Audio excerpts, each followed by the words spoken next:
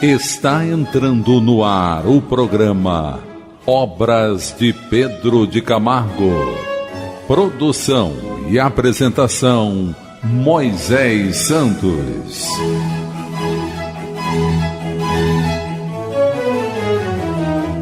Caríssimos ouvintes da Rádio Rio de Janeiro, eu sou Moisés Santos e este é o programa Obras de Pedro de Camargo. Você que gosta de estudar o Evangelho de Jesus, meu caro ouvinte, você permanece conosco buscando o entendimento desses valores.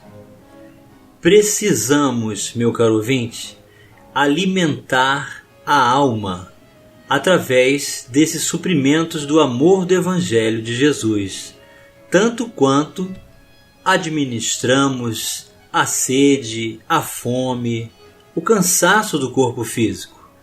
Mas, como somos seres espirituais, antes de termos um corpo físico de carne, é imprescindível esta permanência com esse hálito divino do entendimento das diretrizes, dos ensinamentos de nosso Senhor Jesus Cristo.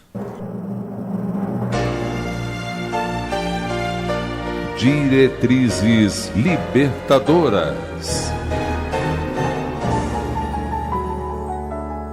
E Pedro de Camargo é esse vulto do Espiritismo, grande arauto do Evangelho, que vem nos trazer nesta obra em torno do Mestre oportunidades de reflexão, de entendimento, e vamos fazendo as comparações com as bases doutrinárias do Pentateuco kardeciano. Hoje vamos estudar o capítulo O Juízo Final. E Pedro de Camargo inicia o capítulo assim: assim termina Jesus o sermão profético. Quando vier o Filho do Homem em glória e poder, acompanhado dos santos anjos, julgará todas as nações. Separará os justos dos iníquos. Iníquo, meu caro ouvinte, significa injusto.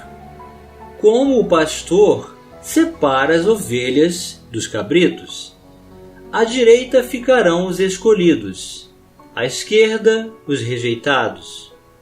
Aos primeiros direi: vinde a mim, benditos de meu Pai, possuí como herança o reino que vos está destinado, desde a fundação do mundo. Pois achei-me faminto, sedento, nu, peregrino, enfermo e encarcerado, e vos me assististes. Mas, quando te vimos em tais condições e te prestamos apoio, objetarão eles, retrucarei então: em verdade vos digo, todas as vezes que assististes aos pequeninos da terra, foi a mim mesmo que o fizeste. E o autor Pedro de Camargo diz: voltando-me à sinistra, prosseguirei.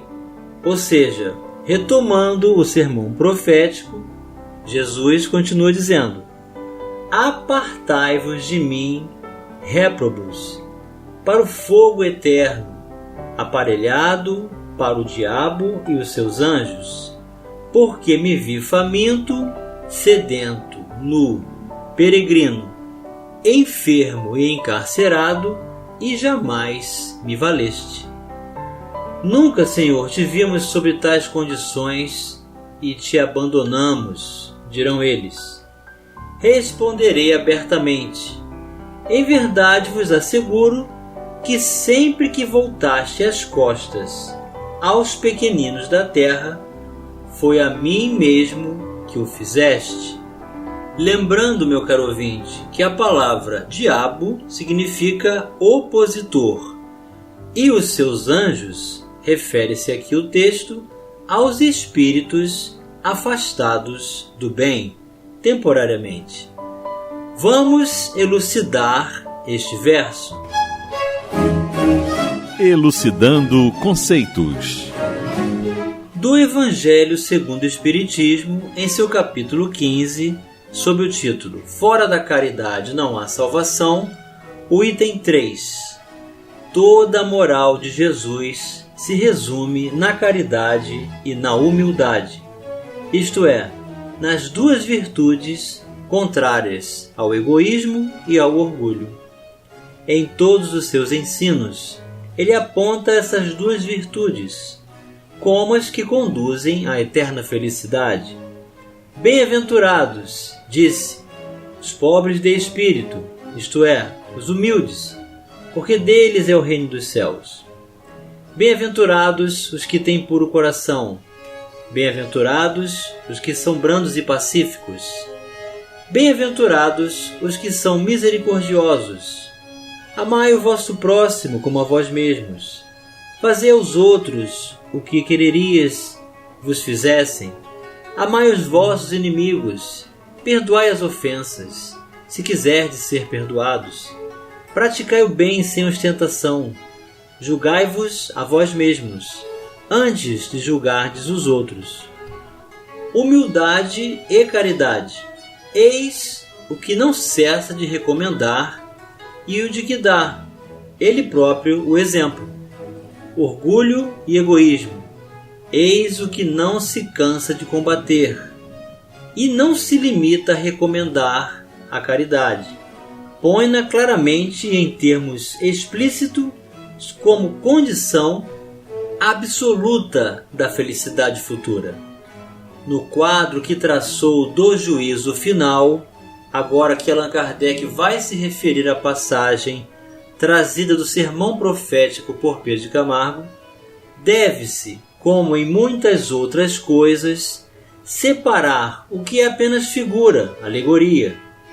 Há homens, como os a quem falava, ainda incapazes de compreender as questões puramente espirituais. Tinha ele de apresentar imagens materiais chocantes e próprias a impressionar. Para melhor apreenderem o que dizia, tinha mesmo de não se afastar muito das ideias correntes, quanto à forma, reservando sempre ao porvir a verdadeira interpretação de suas palavras e dos pontos sobre os quais não podia explicar-se claramente. Ao lado da parte acessória ou figurada do quadro, há uma ideia dominante, a da felicidade reservada ao justo e da infelicidade que espera o mal. Naquele julgamento supremo, quais os considerandos da sentença? Sobre que se baseia o libelo? Pergunta porventura o juiz se o inquirido preencheu tal ou qual formalidade, se observou mais ou menos tal ou qual prática exterior? Não. Inquire tão somente de uma coisa, se a caridade foi praticada, e se pronuncia assim: passai à direita, vós que assististes os vossos irmãos, passai à esquerda, vós que fostes duros para com eles. Informa-se por acaso da ortodoxia da fé? Fez qualquer distinção entre o que crê de um modo e o que crê de outro? Não, pois Jesus coloca o samaritano, considerado herético, mas que pratica o amor do próximo acima do ortodoxo que falta com a caridade. Não considera, portanto, a caridade apenas como uma das condições para a salvação, mas como a condição única. Se outras houvessem a serem preenchidas, ele as teria declinado. Desde que coloca a caridade em primeiro lugar, é que ela implicitamente abrange todas as outras: a humildade, a brandura, a benevolência, a indulgência, a justiça, etc. E porque é a negação absoluta do orgulho e do egoísmo. Então, meu caro ouvinte, o juízo final não é o fim da vida, não é a extinção do planeta, não é o término da habitação e as possibilidades da reencarnação, mas um marco de transição entre o plano carnal e o plano espiritual, e como vamos nos encontrar no mundo espiritual em função daquilo que construímos enquanto estamos a caminho como encarnados. No sermão profético de Jesus, ele está nos orientando essencialmente a única condição de nos aprimorarmos no processo da evolução, da educação do espírito, da permanência com seus ensinamentos em nossas vidas, o exercício do bem.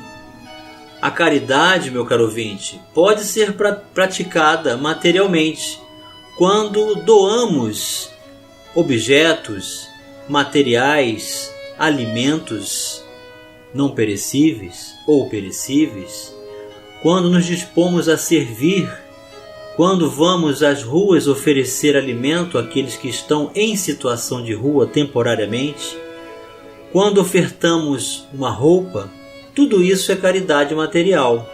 Porém, a mais desafiadora é a caridade moral, que consiste em tolerarmos-nos uns aos outros, de renunciarmos às vezes o nosso próprio gosto para que haja equilíbrio na família, por exemplo, na convivência que estabelecemos em sociedade, na vizinhança, no nosso condomínio, na nossa rua, quando buscamos um transporte público ou quando estamos dentro do próprio veículo, quando estamos dentro do núcleo religioso. Quantos de nós ainda não está apto a compreender certas nuances dos valores do espírito e estão ainda precisando reconsiderar, mas que apresentam muitas das vezes a condição exacerbada dos seus pontos de vista? Não nos decepcionemos, meu caro ouvinte, por conta das divergências, das opiniões particulares, do personalismo, dos chamados achismos, quando o seguidor deseja colocar no ideal a sua perspectiva, constrangendo, impondo e muitas das vezes usando de verbos ofensivos. O ideal está acima de tudo isso, que possamos realizar essa prática do bem e da caridade, independente do título, mas com a devoção, com essa benevolência, com o perdão, com a indulgência, porque eis a caridade como Jesus entendia: benevolência, indulgência e perdão. É a caridade moral, meu caro ouvinte. Vamos continuar analisando o juízo final, já no próximo bloco. Participe do programa Obras de Pedro de Camargo enviando sua mensagem, dúvida ou sugestão pelo e-mail opg@radioriodejaneiro.am.br ou pelo WhatsApp da Rádio Rio de Janeiro 984867633 aos cuidados de Moisés Santos. Estamos apresentando o programa Obras de Pedro de Camargo. Caríssimos ouvintes da Rádio Rio de Janeiro, voltamos agora para o segundo bloco do nosso programa de hoje, em que estamos estudando o capítulo Juízo Final. Trata-se do sermão profético de Jesus, quando vem nos ensinar a prática da caridade, do exercício do bem, independente de títulos, independente de ideias, mas essa prática de benevolência, de perdão, de indulgência, de amor ao próximo e também a caridade material para aliviar as necessidades daqueles que se encontram em penúria e que vivem muitas das vezes condições de enfermidades ou prejuízos materiais, necessitando de apoio. Eis a prática do bem, eis os pequeninos, que somos todos nós necessitados de luz, sem que para isso precisemos nos depreciar, porque na condição de enfermos da alma, nós temos Jesus como médico. E Pedro Camargo continua dizendo: ao Consolador, personificado na doutrina espírita, coube a glória de interpretar a sublime parábola acima transcrita, com o agravar de seu estandarte a sapientíssima legenda, fora da caridade não há salvação. Vamos buscar as diretrizes libertadoras na doutrina espírita. Ainda do Evangelho segundo o Espiritismo, o capítulo 15, Fora da Caridade não há salvação, Instruções dos Espíritos, o item 10. E o comunicante do mundo espiritual nos traz sua mensagem iniciando: meus filhos, na máxima, fora da caridade não há salvação, estão encerrados os destinos dos homens, na terra e no céu. Na terra, porque à sombra desse estandarte eles viverão em paz. No céu, porque os que a houverem praticado acharão graças diante do Senhor. Essa divisa é o facho celeste, a luminosa coluna que guia o homem no deserto da vida, o para a terra da promissão. Ela brilha no céu, como a auréola santa, na fronte dos eleitos, e na terra se acha gravada no coração daqueles a quem Jesus dirá: passai à direita, benditos de meu Pai. Reconhecê-lo-eis pelo perfume de caridade que espalham em torno de si. Nada exprime com mais exatidão o pensamento de Jesus. Nada resume tão bem os deveres do homem como esta máxima de ordem divina. Não poderia o Espiritismo provar melhor a sua origem do que apresentando-a como regra, por isso que é um reflexo do mais puro cristianismo. Levando-a por guia, nunca o homem se transviará. Dedicai-vos assim, meus amigos, a perscrutar-lhe o sentido profundo e as consequências, a descobrir-lhe por vós mesmos todas as aplicações. Submetei todas as vossas ações ao governo da caridade, e a consciência vos responderá. Não só ela evitará que pratiqueis o mal, como também fará que pratiqueis o bem, porquanto uma virtude negativa não basta. É necessária uma virtude ativa. Para fazer-se o bem, mister sempre se torna a ação da vontade, para se não praticar o mal. Basta, as mais das vezes, a inércia e a despreocupação.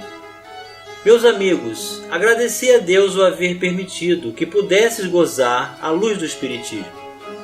Não é que somente os que a possuem hajam de ser salvos. É que, ajudando-vos a compreender os ensinos do Cristo, ela vos faz melhores cristãos. Esforçai-vos, pois, para que os vossos irmãos, observando-vos, sejam induzidos a reconhecer que verdadeiro espírita e verdadeiro cristão são uma só e a mesma coisa, dado que todos quantos praticam a caridade são discípulos de Jesus, sem embargo da seita a que pertencem. Assinou, meu caro ouvinte, Paulo, o apóstolo, no ano de 1860, na cidade de Paris. E Pedro de Camargo continua: o planeta em que habitamos, como corpo que se acha enclausurado o espírito, terá um fim. Os elementos de que se compõem se desagregarão um dia, como sóis acontecer à nossa matéria depois da morte. Eis então o momento da separação. Os que se acharem aptos acudirão aos vinde a mim, seguindo ao Mestre para as novas terras, onde habita a justiça, segundo o dizer de Pedro. Os reprovados apartar-se-ão do Cristo, buscando o mundo inferior, compatíveis com suas tendências e paixões, onde os espera o fogo eterno das provações. Então não existe a eternidade das penas, meu caro ouvinte. Há sempre a oportunidade da reencarnação, ainda que em condições mais difíceis.